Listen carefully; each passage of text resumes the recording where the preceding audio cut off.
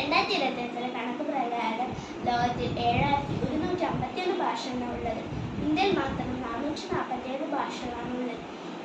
അതിൽ 200ഓളം ഭാഷകൾ വംശനാശന ഭീഷണിയിൽ ഉൾപ്പെടുത്തിയിട്ടുണ്ട്. ഉദാഹരണം ബ്രൂഹ, തങ്കം, നിഹാലി, ടോട്ടോ അങ്ങനെ നീളുന്നു. അതിൽ പ്രധാനപ്പെട്ട ഭാഷയാണിതിലെ അന്തമാൻസി ഭാഷ. ഈ ഭാഷ 10ൽ ആളുകളാണ് സംസാരിക്കുന്നത്. ഇതൊന്നുമല്ല ഇതിന്റെ അത്ഭുതം. ഞാൻ അന്തമാൻസി ഭാഷയിൽ ഒരു സ്വർഗസ്ഥനായ പിതാവിന്റെ പ്രാർത്ഥന ചൊല്ലാൻ പോകും. ഇതെല്ലാം വിഷ്ണുവിന് സമർപ്പിക്കുന്നു.